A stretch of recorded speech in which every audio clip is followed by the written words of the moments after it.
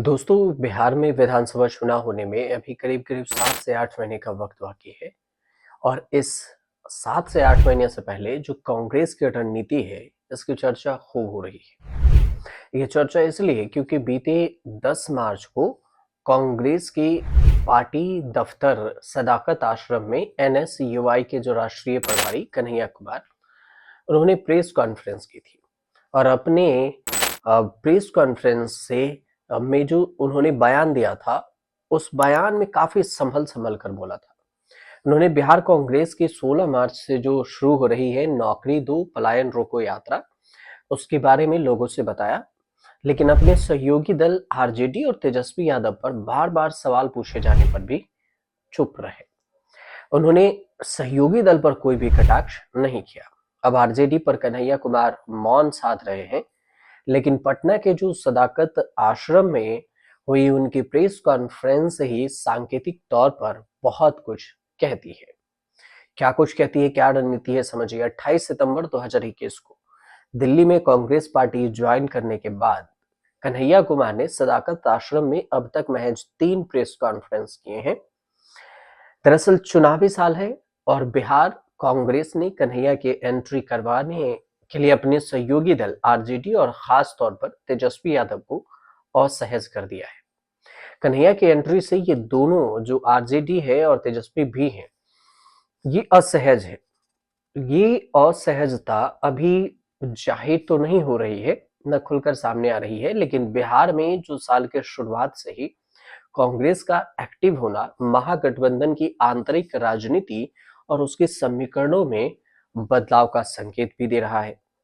काफी कुछ बदलता दिख रहा है। अब बिहार में कांग्रेस की बात करें तो रेस वाला घोड़े पर दांव लगाए है और इस वक्त जिसका बयान राहुल गांधी देते हैं, इस वक्त बिहार की राजनीति में अगर एनडीए गठबंधन में जेडीयू और मुख्यमंत्री नीतीश कुमार की सेहत अहम सवाल बने हुए हैं, तो महागठबंधन में कांग्रेस की अतिरिक्त सक्रियता भी है। काफी एक्टिव कांग्रेस नजर आ रही है। अब साल के शुरुआत से ही पार्टी ने के जो नेता हैं राहुल गांधी 2 बार पटना जा चुके हैं और वो पटना सामाजिक संगठनों के कार्यक्रम में हिस्सा लेने के लिए गए थे। लेकिन उनके बिहार आने से पार्टी में काफी जोश बढ़ा है और यही वजह है कि जब साल 2025 में 18 जनवरी को राहुल गांधी संविधान सुरक्षा सम्मेलन में आए, तो कांग्रेस के प्रदेश अध्यक्ष हैं अखिलेश प्रसाद सिंह। उन्होंने कहा कि राहुल जिस तरीके से दक्षिण भारत और यूपी को वक्त देते हैं, उस तरह से बिहार को भी दीजिए, तो कांग्रेस को 90 से पहले की स्थिति में हम ला देंगे। मतलब 1990 के पहले जो कांग्रेस की सरकार हुआ करती थी बिहार में, वैसे। लेकिन इसके बाद कांग्रेस पार्टी में एक सीरीज ऑफ इवेंट दिखता नजर आया, जिसका मकसद था जमीनी स्तर पर कांग्रेस को मजबूत करना। अब पार्टी ने 14 फरवरी 2025 को बिहार में कांग्रेस का प्रभारी कृष्णा अल्लावरू को बनाया और कृष्णा अल्लावरू युवा कांग्रेस के प्रभारी हैं और उन्होंने सदाकत आश्रम में अपनी पहली प्रेस कॉन्फ्रेंस में कहा था कि घोड़े दो तरह के होते हैं, शादी में जाने वाले और रेस वाले। कांग्रेस अब रेस वाले घोड़े पर दांव लगाएगी और फरवरी महीने में ही अखिल भारतीय महिला कांग्रेस के जो अध्यक्ष हैं अलका लांबा, उन वो भी पटना गई थी। 16 मार्च से पश्चिमी चंपारण से के भितिहरवा आश्रम से कांग्रेस नौकरी दो पलायन रोको यात्रा निकाल रही है और पार्टी ने कन्हैया कुमार को इस यात्रा का लीड करने के लिए चेहरा स्पष्ट तौर पर घोषित नहीं किया, लेकिन कन्हैया इस यात्रा का अहम किरदार जरूर नजर आ रहे हैं। इसमें कोई शक भी नहीं है क्योंकि उन्होंने ही प्रेस कॉन्फ्रेंस की और अगुवाई वही कर रहे हैं। ये यात्रा 24 दिनों के लिए होगी, जिसमें 2 बार राहुल गांधी के आने की खबर भी है और सबसे खास बात है कि अगर नेता प्रतिपक्ष तेजस्वी यादव का एजेंडा देखें, तो उसमें भी पलायन और नौकरी का मुद्दा अहम दिखता है और जो आरजेडी का मुद्दा है वही कांग्रेस का भी है। ऐसे में अलग से यात्रा क्यों, इस पर भी सवाल कन्हैया से पूछा गया तो उन्होंने कहा कि इन मुद्दों पर जितनी यात्राएं निकाली जाए उतना अच्छा है। बाकी ये चुनावी यात्रा नहीं है, पद यात्रा है। अब आरजेडी को लेकर लग रहे कयासों का कोई मतलब नहीं निकलता, ये कन्हैया की तरफ से बयान रहा। अब समझते हैं कि कन्हैया कुमार इस सवाल को अंडर प्ले कर रहे हैं, लेकिन बिहार की पॉलिटिक्स को नजदीक से जो देखने वाले हैं, समझने वाले, कन्हैया के प्रति तेजस्वी यादव की असहजता को भी स्वीकार करते हैं और जानकारों का ये मानना है कि असहज तो जरूर है आरजेडी।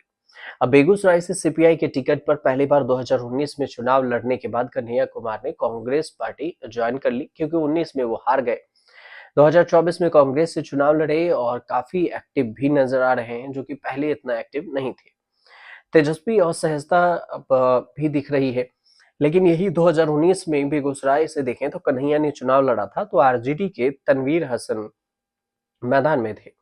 और मई 2023 में पटना में आयोजित प्रजापति सम्मेलन में कन्हैया के शामिल होने पर मुख्य अतिथि के तौर पर बुलाए गए तेजस्वी यादव ने इस कार्यक्रम से दूरी बना ली थी।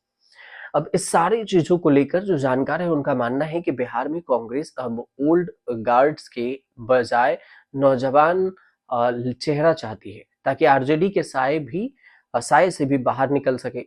और कन्हैया का अब तक बिहार कांग्रेस ने इस्तेमाल ही नहीं किया है, तो फिर आरजेडी में कन्हैया को लेकर एक तरह का क्लैश ऑफ इंटरेस्ट भी है। लेकिन कांग्रेस को अपनी स्वतंत्र छवि बनाने के लिए ये करना भी जरूरी है, अगर वो अपने दम पर कुछ चेहरा बनाना चाहती है बिहार में तो। हालांकि कन्हैया के साथ किसी तरह के क्लैश ऑफ इंटरेस्ट यानी हितों का टकराव से आरजेडी नेता इनकार करते रहे हैं।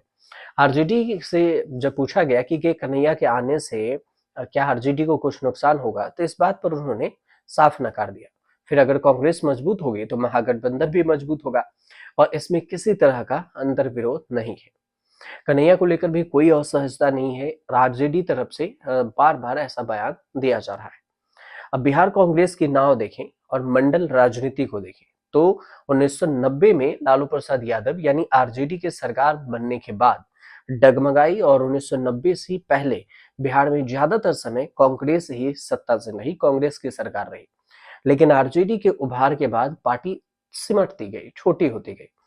अगर आंकड़ों को देखा जाए तो जो अविभाजित बिहार था उसमें विधानसभा में 324 सीटें थी, तब बिहार बटा नहीं था। विधानसभा यानी कि साल ये 1985 के बाद है। विधानसभा चुनाव तक कांग्रेस की जीत का आंकड़ा 3 अंकों को छू पाया था। 1990 में पार्टी को सिर्फ 71 सीटें मिली थी। अब झारखंड अलग हुआ और इसके बाद बिहार विधानसभा की जो सीटें हैं वो भी घट गई और ये घटकर 243 हो गई। और कांग्रेस ने फरवरी 2005 के चुनाव में 10, नवंबर 2005 में 9 और 2010 में 4, 2015 के विधानसभा चुनाव में 27, 2020 के विधानसभा चुनाव में 19 सीटें जीती थी। अब कांग्रेस का सबसे बड़ा जो स्ट्राइक रेट है वो 2015 में है। उस वक्त अशोक चौधरी प्रदेश कांग्रेस के अध्यक्ष थे और कांग्रेस, आरजेडी और जेडीयू साथ मिलकर चुनाव लड़ा था। अब अशोक चौधरी जेडीयू में है, कांग्रेस छोड़कर चले गए। 2020 विधानसभा चुनाव में आरजेडी ने कांग्रेस को 70 सीटें दी थी, जिसमें से पार्टी ने 19 सीटों पर ही जीत दर्ज की थी कांग्रेस ने। महागठबंधन की सरकार नहीं बन पाने की एक वजह यह भी है कि कांग्रेस का परफॉर्मेंस माना गया था कि उतना बढ़िया नहीं था। अब कांग्रेस नेता ये भी मानते हैं कि पार्टी के जनाधार के मुताबिक सीटें नहीं देने की वजह से ऐसा हुआ था। लेकिन अब की बार कांग्रेस 3 कंपनियों को बिहार में विधानसभा में उतार रही है और 100 सीटों पर पार्टी अपने काम करने को कह रही है, ताकि स्वर्ण के साथ साथ दलित और मुसलमान वोट भी मिल सके। अब बिहार में जातिगत सर्वे के अनुसार से 17.70% मुसलमान है। इस रणनीति से भी कांग्रेस पार्टी आगे बढ़ रही है। अब आने वाले समय में क्या कुछ होगा ये तो वक्त बताएगा। फिलहाल आपको जानकारी सही लग रही हो तो हमारे चैनल को सब्सक्राइब कीजिए, शेयर कीजिए और कमेंट कीजिए।